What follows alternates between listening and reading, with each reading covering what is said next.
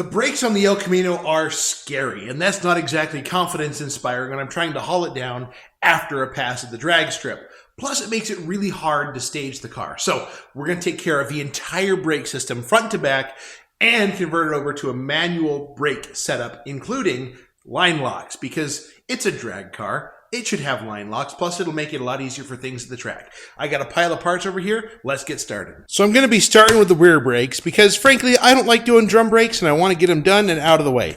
So I've got all these parts came from Rock Auto, and you can tell they're all AC Delco except for the brake hose there, which may not get changed off. I'll show you why in a minute. So I got brand new drums, brand new wheel cylinders, brand new shoes, all AC Delco. Keep your GM all GM for the traditionalist there. So let's go to the car. I've already sprayed some penetrating oil on the steel lines where they go into the wheel cylinder and the brake hose, because that's just a good idea. I want those parts to come apart. So let's go show you what's on the car. It's a little hard to see through the spring pocket, but I've got the anti-hot bars, which relocate the upper control arm up for better traction. The brake hose is kind of held captive in there, which it may not get replaced, but that's okay. So here's where we're at. The good news is the drum should come off. Guess not. I'm going to have to work on that just a minute. Grab the BFH. Ooh. Apparently I got some issues with the shoes being adjusted too far out. Hey, look at that. Came off. Well, the rear shoes are all glazed up. Lots of time in the burnout box, all that good stuff. So we're going to get these swapped off, the wheel cylinder swapped off, and get the rear brakes back up to snuff. So that way we can stop better. By the way, these are ARP wheel studs on here because I have had an issue with the wheel studs breaking after too many hard launches. So these are not factory. These are ARP wheel studs. When dealing with drum brakes, my auto shop teacher in high school always said, in this era of digital cameras, take a picture of them so that way you know where things go if you don't have a manual super accessible. So I've taken a picture. Let's get into this.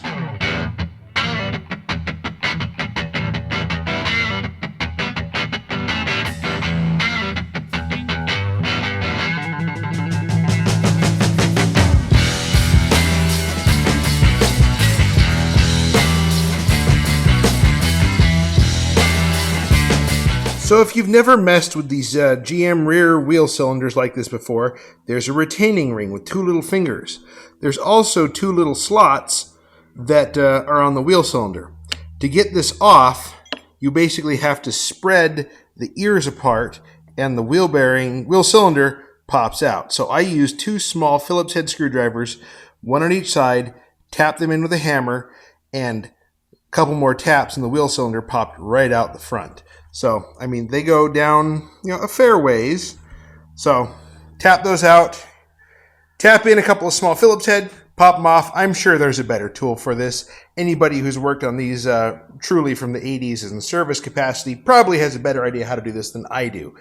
This is just what I did. Here's the new one next to the old one. Minor configuration difference. This one's got little ears, but make sure you always install it with the bleeder on the upside because air wants to rise to the top when you're bleeding the brakes. So that's the port that you're going to be bleeding everything off of. Just like this guy, the bleeder was on the top. We're going to do the same over there. So I'm fighting trying to get that stupid little clip installed that holds the wheel cylinder. So I went and dug through my scrap pile. I got this piece of fence pipe, tube, whatever the heck, cut a slot in it. It's about 2 inches long. The reason for the slot is you need that to slide over the brake line. Just a second. Ugh. It slides over the brake line, and you're able to smack it into place with a hammer. And as long as you got the backside braced, I used a pair of vice grips loosely held here with something crammed in there to hold the wheel cylinder tight. And then just smack this end with a hammer, and that little clip is installed just the way you want it. Let the record show that I can do GM drum brakes. Anyways, I've got these out adjusted out just a little bit, so that way the drum slides on clean. I basically went until I had some resistance and backed off a little bit. From what I understand, that is totally acceptable on drum brakes. Somebody else may correct me on that, but that's what I did, and it makes sense. Brand new drum, Now I apologize, I did not get footage doing this side because, frankly, I don't think you guys want to see a dumb animal suffer. So, let's move on to the other side. And in case anyone is curious and you're looking at this like, man, why does that frame look so funny? I notched the frame all the way to the inner seam. I do have all sorts of metal running along the backside of the frame to replace the structure that I removed. We're on to the passenger side now. We've done the other side. Let's just get through this one. So cue the time lapse.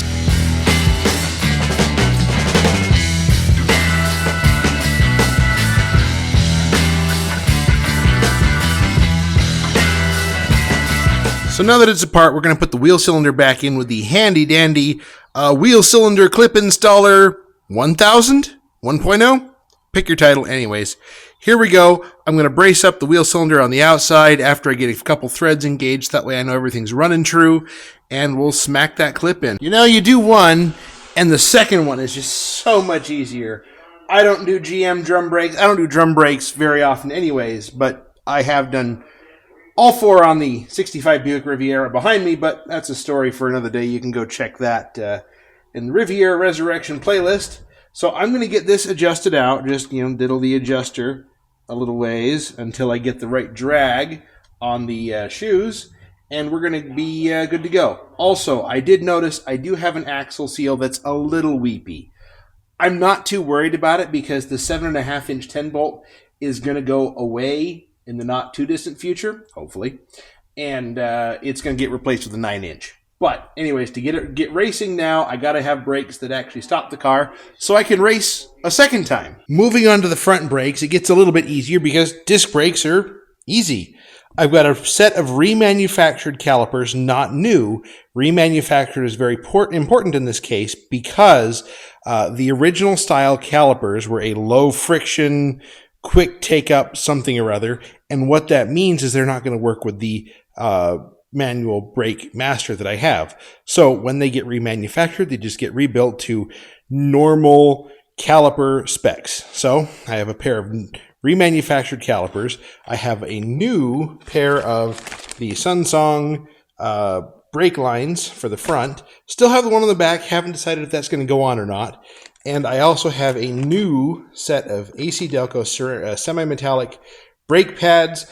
And over there on the floor, I've got a couple of rotors because the ones that are on there are actually stress cracked. Like I said, the car has been sitting a while and the rotors are so rusted, I can't actually show you the stress cracks that were on the face of the rotor. Either way, GM front disc brake stuff, really easy. We're going to pull out the 2 bolts here. Caliper comes off. I'm going to undo the brake hose back there. Underneath that is a castle nut and cotter pin. Undo that. Everything comes off in your hands. And I'm going to reuse the wheel bearings unless I have a compelling reason not to. So we're just going to start taking things apart and get to the other side so we can get to the fun stuff.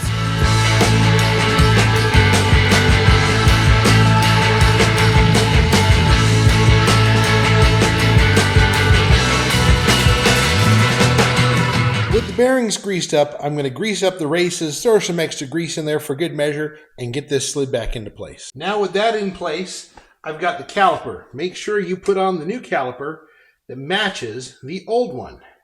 In this case, the bleeder's going up. Oh, I gotta get that squeaker in first. And make sure those little guys sit down in their correct locations. Find the pins that I just put down moments ago.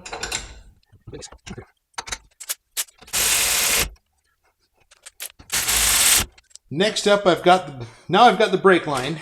The old clip did decide it wanted to corrode away, so I did go get a new one. So I'm going to put a new one in place. I've got this one, and it is worth noting that the new caliper does have the copper washers in it. Plus, the new brake hose did come with a new set of copper washers. So, time to put this into place. I'm going to start at that end, so that way I can get the routing down here correct, and it'll be what it'll be. Let's get moving. So when you order the manualbrakes.com kit for your specific vehicle, it's going to come with everything you need. You've got the firewall plate with a nice rubbery seal to keep weather out. The master cylinder, which he does list off in here, the specific part numbers you need should you ever have to replace this. Comes with all the hardware and the adjustable length push rod, which is kind of nice. It is worth noting that in the instructions it does say that the push rod is held captive in here, so that way there's no danger of it coming completely away from the back of the master cylinder. I know that is a problem that has occurred at various points in the past, but this is figured out so that way it doesn't happen. So I think the first real step is to start getting the stuff off the car. So to start with, we're just going to disconnect the brake lines and all the things that I can do from the outside, including get some of the vacuum line pulled away. I know I'm going to have to redo some of my vacuum lines to the back of the carburetor, but we'll get there closer to the end. So with the master removed, which took all of like a minute, I've got to go under the dashboard, and there are 4 bolts that hold on the vacuum booster to the firewall. All 4 of those have to come off, and I know I have to do something with the brake pedal push rod. I'll figure that out when I get under there, but it's a little hard to see. I can barely get myself in there, let alone me and a camera. Welcome to the rat's nest of wiring under a G-body dashboard that's been hacked and modified maybe a few times in its life. Anyways, way up back there, you can kind of sort of barely see it sticking through the firewall. There are 4 bolts, 3 of which are easy to get to, 1 of which is a pain. Those are the ones that hold the vacuum booster to the firewall. That ugly thing came off a lot easier than I was actually expecting. It was 15 millimeter nuts on the backside. Let me show you how I did it. I tell you, if you don't have an impact, check the links in the description. I've been using these skill, and I'm very impressed and pleased with how well they do for how little they cost. Anyways, it took that guy on an extension about yay long to reach under the dashboard, through the opening under the steering wheel, and then I was able to just knock them free. Clean and clear, super easy. So, use your impact. It makes a world of difference on this. Oh, the nuts are stress prevailing. Stress prevailing, they're the factory style lock nut that's kind of pinched on 3 sides. So they do take a little bit of force if you're doing it by hand. It's going to take a while and has some suck factor. Well, that was kind of unfun. I got the brake pedal assembly out. Oops. And this is the little bolt that it's supposed to go into. Now imagine you're laying on the floor looking straight up. You got to put that guy in there. But that's a long way up in the dashboard to get this lined up. I think I'm going to about lose my mind when it comes time to put this back together, but it's here. The next step is to start working on the cotter pin arrangement. So the next step of the instructions basically say that he wants you to mark, sorry for the dogs in the background, wants you to mark where the cotter pin hole exists in the original one and essentially duplicate that up there. As you can see right there, I've got the new pushed in pin, well, rod, whatever you want to call it. I've already marked that, so that way I can line up, basically parallel, push that guy in, and then I'll have the new pin for the clevis. So I've got the brake pedal and assembly in the press. I've got a deep well socket underneath, and I'm pushing the pin in from above. Just so you know how I'm doing it, that's how I'm doing it. And then when you're done, the new pin should be pretty much, in line with the old one. This is just to make it easy to put the cotter pin in when you're putting this back together. Now here's where the instructions get a little vague. He wants you to line up the bottom holes. I just used the bolt and, slid it up vertically as high as I could. And there's also some clearance that needs to go on.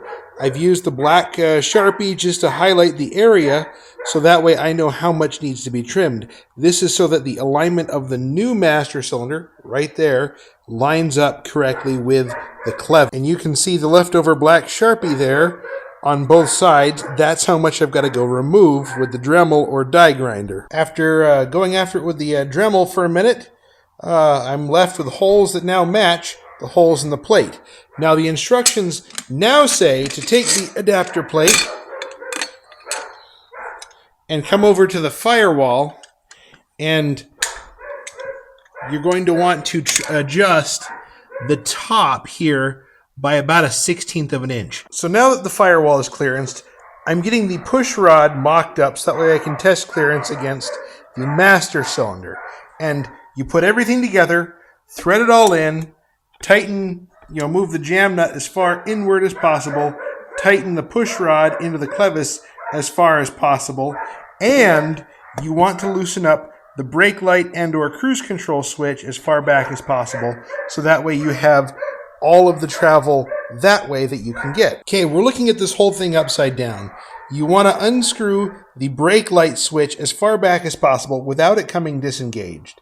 Then you want to take the adjustable push rod here and thread everything apart until it barely contacts the master cylinder. You got to be careful not to put preload on the master cylinder, so just right up until it touches. And then tighten the jam nut down against the clevis. After you've got the push rod adjusted, cycle everything through, which is really difficult one-handed, to make sure there's no binding or interference issues, and we should be good to go to disassemble it and put it in the car. So the next step is to go put it back in the car.